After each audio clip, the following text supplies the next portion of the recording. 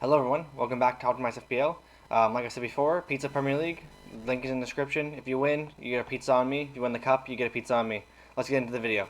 So welcome back everybody. So this is a video that I wanted to make just quickly. I don't know if I really fully agree with the plan that people want to bench boost in Game Week 1, but I know it's a strategy for some, so I thought I'd give everybody a fair shot and show them the best team that you could possibly make with the 100 million budget we're given.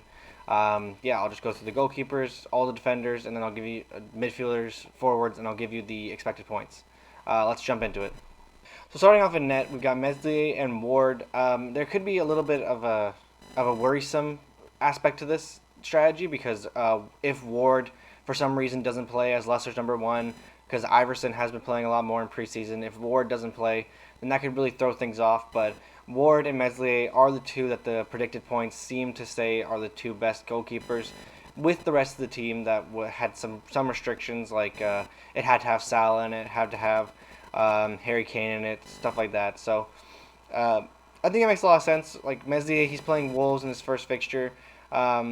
Wolves can score a decent amount of goals. Same with Brentford against Leicester, but I think that their defenses could keep clean sheets and if not, get save points. So I think they'd be a good double up. And then going forward, you'd have a £4 million playing Leicester goalkeeper, and you'd have a 4.5 million playing Leeds goalkeeper. Not the best defenses in the league, don't get me wrong, but they'd be good enough going forward, and it'd still get you into that 8.59 million pound range you want to be spending on two goalkeepers. So it wouldn't be too much extra budget you'd be spending on it. If Let's move on to the defenders. So these are the defenders that came out for Game Week 1. Trent, Trippier, Perisic, Nico Williams, and James. Like I said before, all of these make sense for Game Week 1 and for the future. James has great fixtures, even though Chelsea's defense has been a little bit rough. Trippier does look good for the first game week. He's got good game weeks in Game Week 2 and 4 and 6 and 7, I think.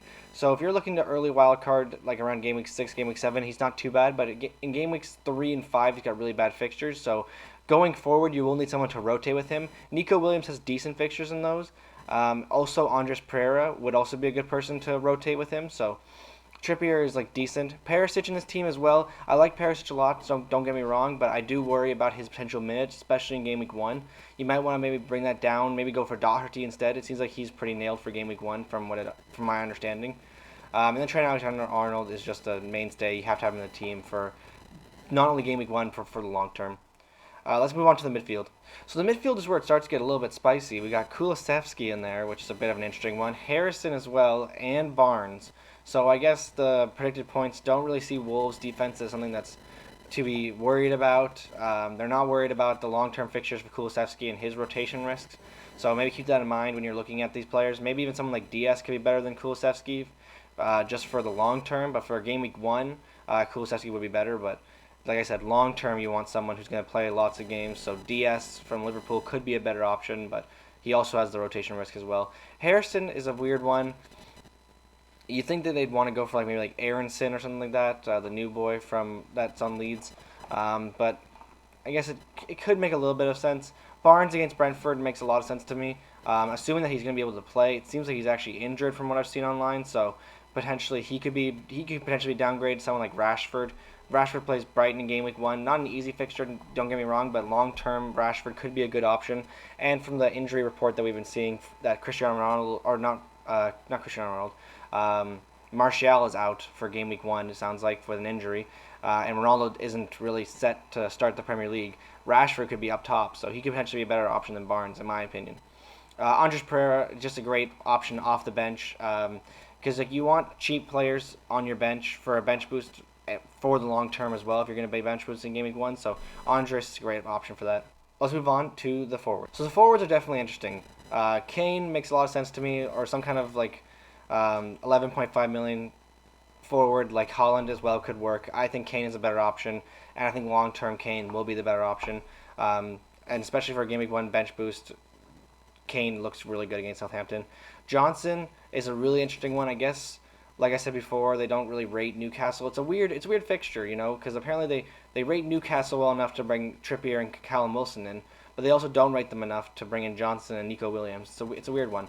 But yeah, Callum Wilson as well against Nottingham Forest. You probably expect him to score, so that probably hurts Nico Williams a little bit. But maybe they're just expecting a super high scoring game where Trippier and Nico Williams do a bunch of assists and Johnson and Wilson score all their goals. But yeah, this is the bench boost team.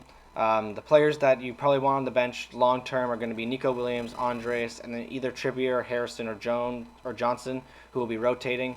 You could even try to downgrade someone like Harrison to like one of the 4.5s, maybe upgrade Johnson, maybe downgrade Barnes as well to like a 6.5, Rashford, or somewhere in the 6 millions for one of the Arsenal players. Yeah, there's just a couple of things to consider when you're looking at this team. And finally, the expected points for this team is 72.5. Not too bad for a first game week. If you were able to consistently get that every single week, you'd be looking pretty good. Personally, like I said before, I don't think the bench boost is a good option for game week 1. I think it'd be better to hold on to it for a double game week later on in the season. Like last season, game week 36, kind of screwed some people over last season, but I think overall bench boost, holding on to it long term, probably using it right after a wild card is the best way to use it. So yeah, thanks so much everybody. I hope everyone enjoyed the video. Please feel free to like and subscribe. Let me know if you think that you're going to bench boost in Game Week 1. And good luck if you do. Cheers, everybody.